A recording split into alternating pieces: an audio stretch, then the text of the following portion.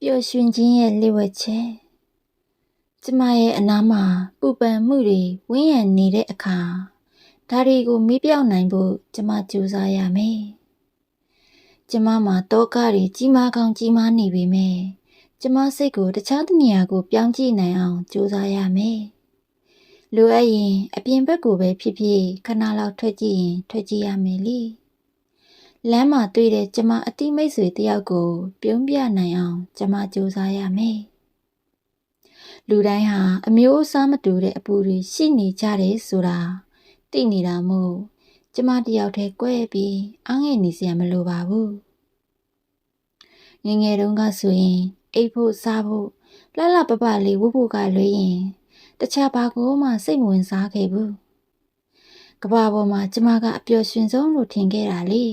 ။အဲ့ဒီတုန်းကပြောပါတယ်။ကိုယ့်ရဲ့နုပြိုမှုကိုတန်ဖိုးထားပြီးမိဘကအစဉ်သစ်စီစဉ်ပေးတဲ့ဥစ္စာပစ္စည်းတွေပေါ်မှာပဲတတရရနေခဲ့တာလေဒါပေမဲ့အချိန်ရဲ့စားသုံးမှုတွေကရင့်ကျက်တန်မာဖို့လိုအပ်ပြီးဆိုတာကိုပြလာတယ်အရာအလုံးဟာခွင့်အားတွေလုံလဝရိယတွေစိုက်ထုတ်မှုမပါပဲဘဝဟာတသက်မတ်ထဲသွားနေလို့မရဘူးဆိုတာကိုပြောင်းလဲပေးခဲ့တယ်သိလာရတဲ့အတွေ့အကြုံတွေရကြေကွဲဝမ်းနည်းမှုတွေကြားမှာကြောင်ပိတ်ပြီးစိတ်အကျဉ်းခန်းထဲမှာပဲကိုလှောင်ပိတ်ထားလို့မရဘူးဆိုတာရဲ့ကိုပဲပြန်ကြည့်နေုံနဲ့ဘဝရဲ့ပျော်ရွှင်ဒုက္ခတွေကိုခံစားရရှိမှာမဟုတ်ဘူးဆိုတာတွေရဲ့ကိုကောင်းကောင်းသိလာခဲ့ရတယ်တခြားသူရဲ့အပူတွေလိုအပ်ချက်တွေကိုကိုယ့်ဘက်ကတတ်နိုင်သလောက်ဖြည့်ဆည်းပေးလိုက်နိုင်နေဆိုရင်ပဲပျော်ရွှင်ဒုက္ခနဲ့ကိုယ့်ရဲ့စိတ်အေးချမ်းမှုကနေရာတကာမှာရှိနေနိုင်တာပဲလေလူတွေအားလုံးဟာဘဝရဲ့ဝင်ထုတ်ဝင်ပိုးတွေကိုမနိုင်မနှင်းထမ်းနေကြရတာဖြစ်လို့တခြားသူတွေရဲ့ပူပင်တောကတွေကိုနှဲပါအောင်ကိုကတတ်နိုင်သလောက်ကူညီပေးလိုက်နိုင်တာဟာလေဘဝရဲ့ပျော်ရွှင်ဒုက္ခရဲ့တစ်စိတ်တစ်ပိုင်းပါပဲကျမတို့အပြင်ကိုထွက်ကြည့်ရအောင်တခြားသူတွေတခြားအရာတွေမျောလင်းချက်တွေပျော်ရွှင်ဒုက္ခတွေဒုက္ခဒုက္ခတွေကိုမြင်ရတဲ့အခါ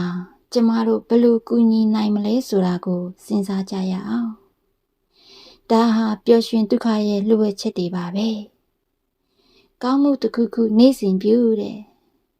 ဈေးလိုက်ရောင်းတဲ့လူတဦးကိုရေးအေးလေးတစ်ခွက်လောက်ခတ်တိုက်လိုက်ရရင်ပဲကျမတို့ရဲ့စိတ်နှလုံးဟာအေးချမ်းရပါတယ်ဒါတွေအားလုံးဟာ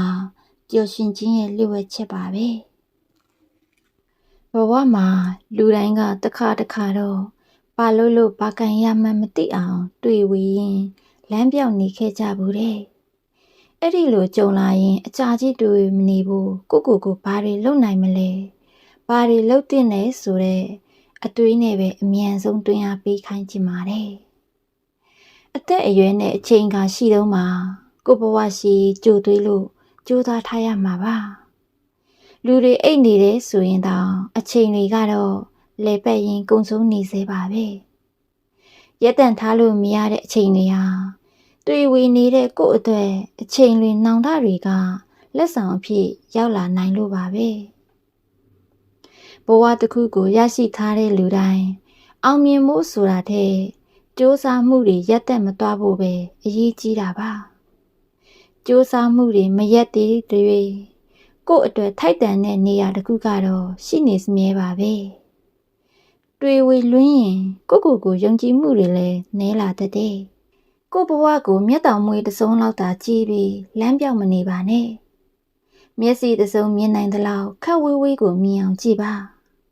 လှုပ်သွင်းတာတွေကိုမြင်လာပါလိမ့်မယ်တချို့ကလည်းတင်ယူလေ့လာမှုတွေနဲ့သူတို့ဘဝကိုစတင်ပြီးအကောင့်အထည်ဖော်နိုင်ဖို့ပထမခြေလှမ်းမှုအတွက်စူးစမ်းနေတယ်တချို့ကလည်းတင်ယူမှုတွေပြီးလို့သူတို့ဘဝလမ်းကိုယုံကြည်မှုတွေနဲ့ရည်ရွယ်ရာပန်းတိုင်စီရှောက်လန်းနေကြပြီမင်းကရောဘာလို့ရမှန်းမသိပဲတွေ့ဝေရင်လမ်းပြောင်းနေတော့မေလားဆုံးဖြတ်ချက်ကိုအလင်းစလို့ချဖို့မလိုပါဘူးကိုနဲ့တင့်တော်ဆုံးအလုပ်တစ်ခုဘာတွေလုပ်နိုင်မလဲ ဘယ်လိုလုပ်ရင်ကိုယ့်အတွက်အကောင်းဆုံးဖြစ်နိုင်မလဲစဉ်းစားပြီးမှစတင်ပါတော့ဘာပဲလုပ်လို့